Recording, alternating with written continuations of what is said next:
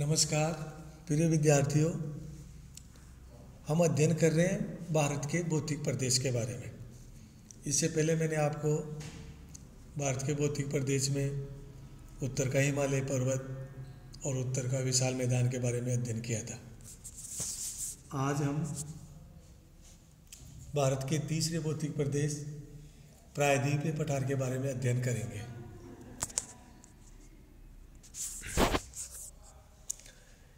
प्रायद्वीपीय पठार भारत के दक्षिण में स्थित है, जो तीन ओर से समुद्र से घिरा हुआ है। दक्षिण में हिंद महासागर, पूर्व में बंगाल की खाड़ी और पश्चिम में अरब सागर। यह राजस्थान से कुमारी अंतरीप और गुजरात से पश्चिम बंगाल तक फैला हुआ है, जिसका आकार त्रिभुजाकार है। इसकी उत्तर में चौड़ाई अधिक और दक्षिण में इसका शीर्ष स्थित है।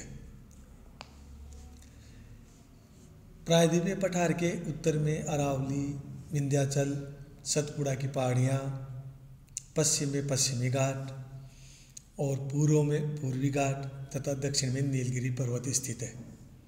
यह भारत का सबसे बड़ा पठार है, जिसका लगभग 10 लाख वर्ग किलोमीटर क्षेत्रफल है। इसका विस्तार दक्षिण पूर्वी राजस्थान, छत्तीसगढ़, आंध्र प्रदेश के पश्चिमी भाग, झारखंड, महाराष्ट्र, ओडिशा, कर्नाटक, केरल और तमिलनाडु राज्य के अधिकांश भाग में पाया जाता है। प्रायद्वीपीय पठार प्राचीनतम कठोर चट्टानों से बना हुआ है, लेकिन धीरे धीरे अपरदन और अपक्षय के द्वारा इसका क्षरण होता जा रहा है, जिसके कारण ये संपूर्ण पठारी भाग अनेक छोटे और बड़े उप पठारों में विभाजित हो गया है। जैसे उत्तर में झारखंड में छोटा नागपुर का पठार, पश्चिम में मालवा का पठार व लावा का पठार तथा दक्षिण में दक्षिण का मुख्य पठार।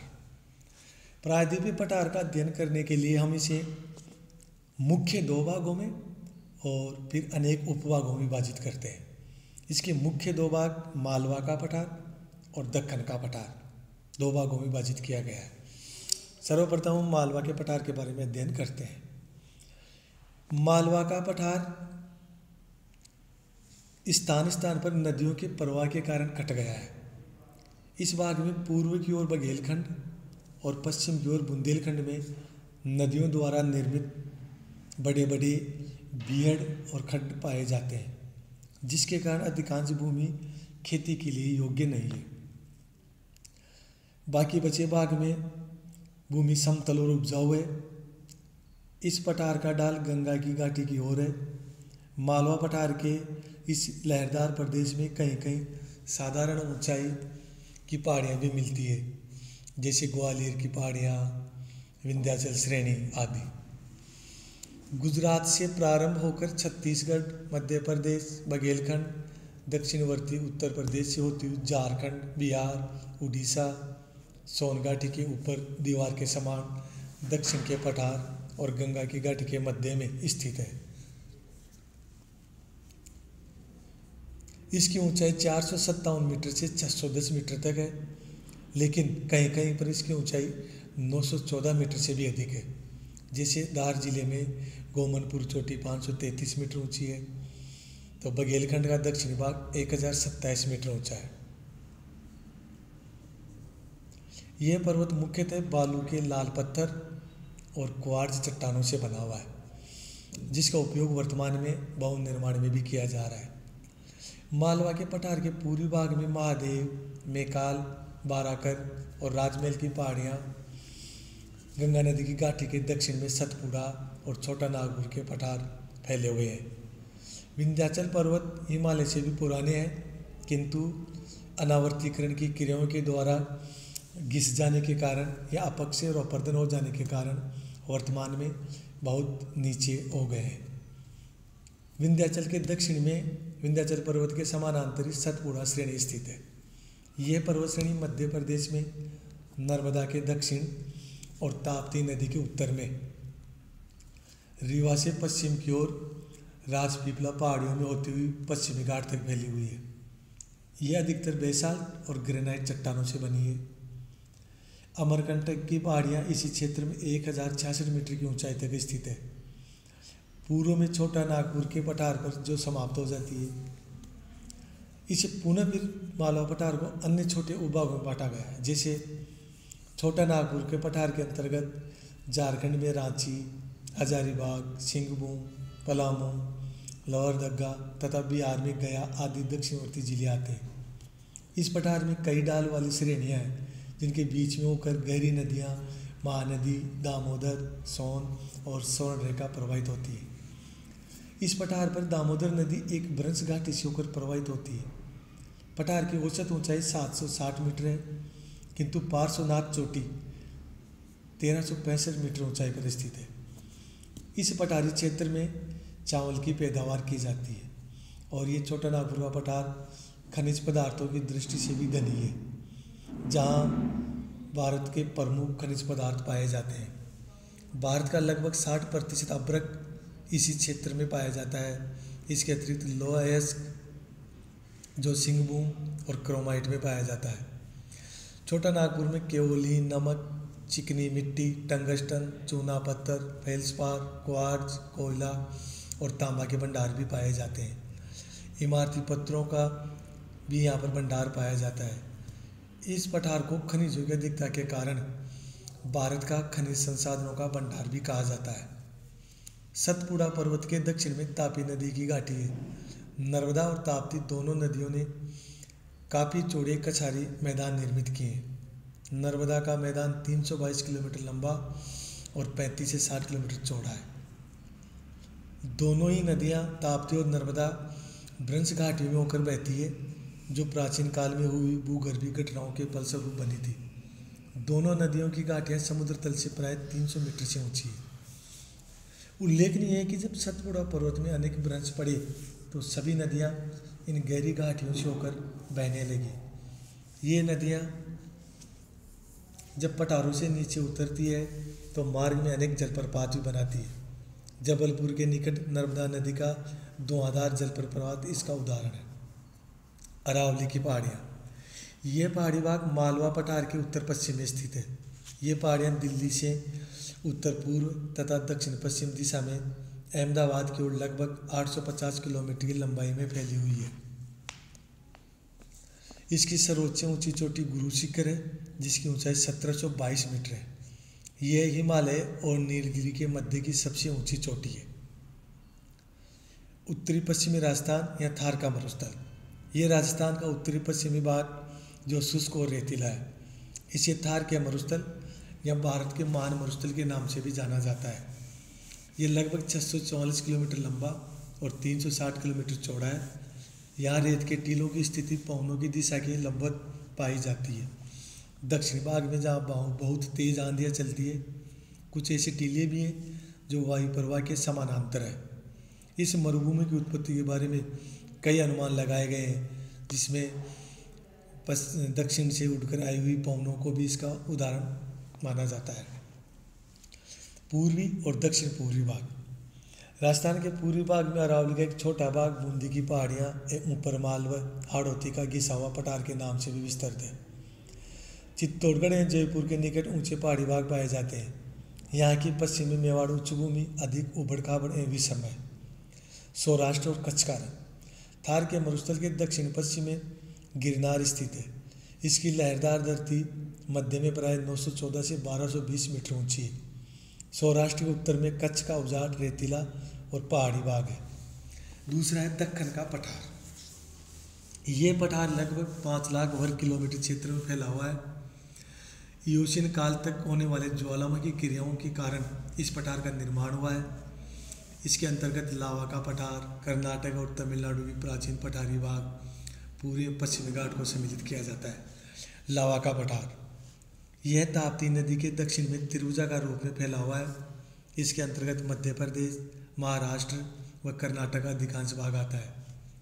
इस पठार का निर्माण प्राचीन काल में धरातल पर लंबे भ्रंश पड़ जाने से और ज्वालामुखी उद्गारों से निकले लावा के जम जाने से हुआ है। इसी कारण से दक्कन का लावा पठार भी कहते हैं। लावा के ये जमाव पूर्व में अमरकंटक और सरगुजा तक, उत्तर पश्चिम में कच्छ तक तथा दक्षिण में बेलगांव और दक्षिण पूर्व में राज समुद्र तक फैले हुए हैं। मैसूर या कर्नाटक का पठार 600 मीटर ऊंचाई की समोच्च रेखा इस पठार को 2 भागों में बांटती है। उत्तरी भाग जो कृष्णा और तुंगभद्रा नदियों प्रवाहित होती है जहाँ, और दक्षिणी भाग जिसे मैसूर का पठार भी कहते हैं। छत्तीसगढ़ निम्न भूमि एवं गृहजात पहाड़ियाँ, ये विषम रचना वाला भूभाग छोटा नागपुर के पठार के दक्षिण पूर्व में एवं मैकाल से पूर्व में, इसका अधिकांश भाग दोहरी भौतिक रचना वाला है एवं यह मुख्यतः उड़ीसा के मध्य या पश्चिमी भाग और छत्तीसगढ़ में फैला हुआ है। इसका पश्चिमी निम्न भाग छत्तीसगढ़ का मैदान या निम्न पठारी भाग कहलाता है। इसके दक्षिण पश्चिम में दंडकारण्य प्रदेश विस्तृत है। छत्तीसगढ़ के निम्न पठारी भाग में ऐसी 36 छोटी छोटी टेकरियाँ थे जिन पर की राजनीतिक प्रभाव हेतु 26 किलाबंदी के क्षेत्र विकसित थे। राष्ट्रीय जलवायु के विस्तार की दृष्टि से भी इसका अध्ययन महत्वपूर्ण है। छत्तीसगढ़ से पूर्व में उड़ीसा में गृहजात पहाड़ियाँ विस्तृत है जो 450 से 900 मीटर तक की ऊंचाई तक एक विसमुद्रा तले भाग के रूप में फैली हुई है। दंडकारण्य पठारी प्रदेश, यह अत्यंत उबड़ खाबड़ है। दंडकारण्य का प्रदेश गांठदार पहाड़ियाँ और बिखरे पठारों की भूमि है। यह मुख्यतः दक्षिणी छत्तीसगढ़ एवं पश्चिमी व दक्षिण पश्चिमी उड़ीसा में फैला हुआ है।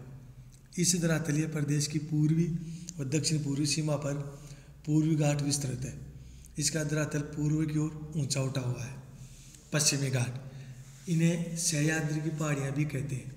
महाराष्ट्र से लगाकर दूर दक्षिण में कुमारी अंतरीप तक लगभग 1600 किलोमीटर की लंबाई में पश्चिमी घाट फैला हुआ है। ये घाट अरब सागर की ओर सीधे ढाल और पूर्व की ओर धीमे ढाल वाले हैं। सागर की ओर से खड़ी दीवार जैसा तेज ढाल इस बात को प्रमाणित करता है कि यहाँ कभी ऐसा निमज्जन एवं व्रत भ्रंश हुआ होगा जब भारतीय प्रायद्वीप का पश्चिमी विस्तार अलग होकर अरब सागर में डूब गया होगा। उत्तर में स्थित दर्रों, थालघाट तथा बोरघाट से होकर रेल मार्ग एवं राष्ट्रीय राजमार्ग भी निकाले गए।